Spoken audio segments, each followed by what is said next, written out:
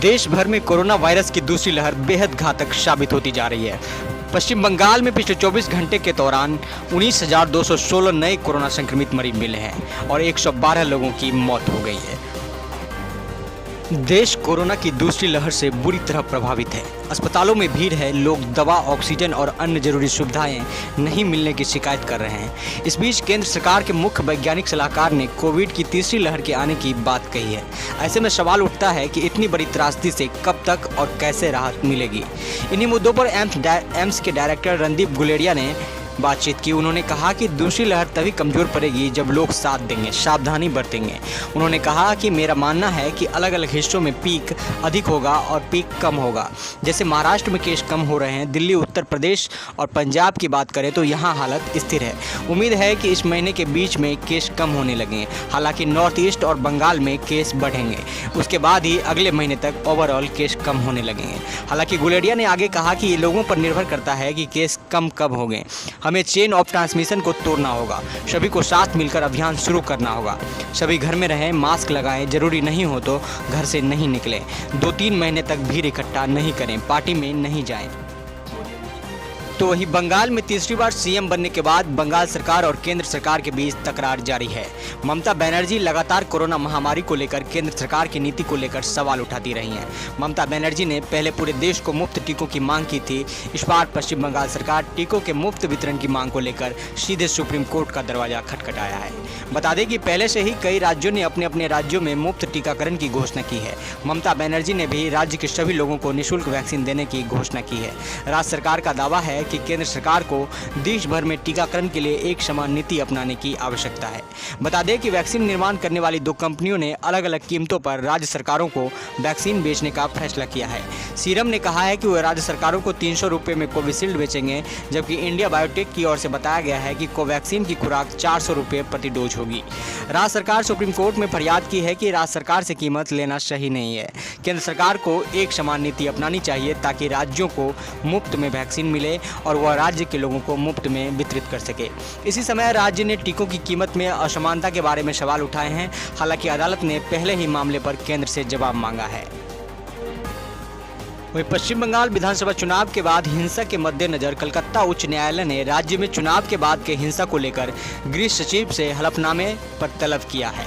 अदालत ने गृह सचिव से जानना चाहा है कि अभी तक हिंसा की कितनी और कहां घटनाएं घटी हैं और अभी तक कितने लोग मारे गए हैं और राज्य सरकार ने क्या कदम उठाए हैं। कलकत्ता हाईकोर्ट ने शपथ पत्र सोमवार तक जमा करने का निर्देश दिया है। गृह सचिव की रिपोर्ट को एक हलफनामे के रूप में उच्च न्यायालय की 5 सदस्यीय न्यायाधीश पीठ के समक्ष पेश करने का निर्देश दिया गया है। हिंसा को लेकर 2 मामले अदालत में दायर किए गए थे। बीजेपी उम्मीदवार प्रियंका टिब्रेवाल ने मामला दर्ज कराया था। दूसरी ओर अनिंद सुंदर दास नाम के एक मामला दर्ज किया गया था। बता दें कि चुनाव परिणाम घोषित होने के बाद उन्होंने विभिन्न स्थानों में लगातार हिंसा की घटनाएं घट रही हैं। मुख्य न्यायाधीश की डिवीजन बेंच ने एक संवैधानिक पीठ के गठन का सुझाव दिया। मुख्य न्यायाधीश सहित 4 न्यायाधीशों की पीठ सोमवार दोपहर मामले की सुनवाई करेगी। इस तरह के निर्देश लगभग अभूतपूर्व हैं। प्राय मामला सिंगल बेंच से डिवीजन बेंच में आता है। आमतौर पर देखा गया है कि डिवीजन बेंच किसी भी मामले का फैसला करती है, लेकिन परिणाम घोषित किए जाने के बाद से जिस तरह से हिंसा बढ़ गई है, न्यायाधीशों को एक संवैधानिक पीठ की आवश्यकता महसूस हो रही है। यह निर्देश इस बात का प्रमाण है कि उच्च न्यायालय चुनाव के बाद की हिंसा को गंभीरता से ले रहा है। मामले में अब तक 2 मुकदमे दर्ज किए गए हैं, लेकिन व्यवहार में इस मामले की सुनवाई के लिए एक विशेष 5 न्यायाधीशों की पीठ गठित की गई है। तो वहीं बंगाल चुनाव परिणाम के बाद जारी हिंसा के बीच केंद्रीय गृह मंत्रालय की 4 सदस्यीय टीम बंगाल दौरे पर पहुंची है। शुक्रवार को टीम ने पश्चिम बंगाल के राज्यपाल जगदीप धनखड़ से मुलाकात की और राज्य में जारी हिंसा से जुड़ी जानकारी ली। केंद्रीय गृह मंत्रालय की टीम की बैठक में बातचीत का मुद्दा क्या रहा, इसका खुलासा नहीं हो सका है। सूत्रों की माने तो राज्य में जारी हिंसा को लेकर बैठक में चर्चा हुई है। बताते चले कि पश्चिम बंगाल में रिजल्ट के बाद हिंसा को लेकर राज्यपाल से गृह मंत्रालय ने रिपोर्ट मांगी। टीम ने राज्यपाल के साथ करीब 1 घंटे बैठक की। इसके पहले केंद्रीय गृह मंत्रालय की टीम ने बंगाल के मुख्य सचिव अलापन बंदोपाध्याय, गृह सचिव एचके द्विवेदी और डीजी वीरेंद्र के साथ भी मीटिंग की थी। बैठक के दौरान मुख्य सचिव ने हिंसा पर कार्रवाई किए जाने की जानकारी दी थी। बताया जाता है कि केंद्रीय गृह मंत्रालय की टीम दौरे से लौटने के बाद दिल्ली में बंगाल हिंसा पर रिपोर्ट सौंपेगी।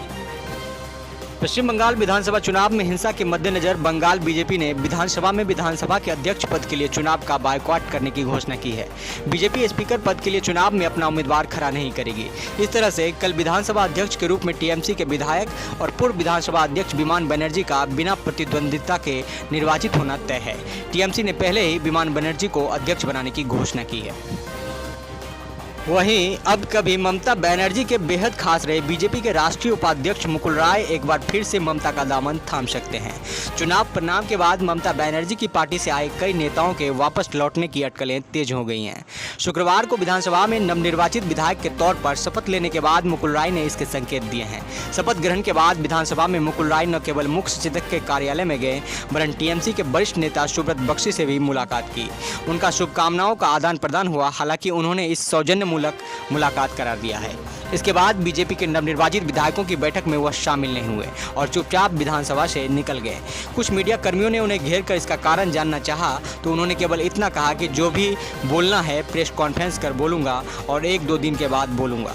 बंगाल विधानसभा परिसर में बीजेपी के विधायकों की बैठक में उनका शामिल नहीं होना और इस बारे में सीधे तौर पर कोई जवाब नहीं देकर प्रेस कॉन्फ्रेंस कर अपनी बात रखने का उनका जवाब इस बात का संकेत है कि बीजेपी के साथ सब कुछ ठीक नहीं चल रहा है।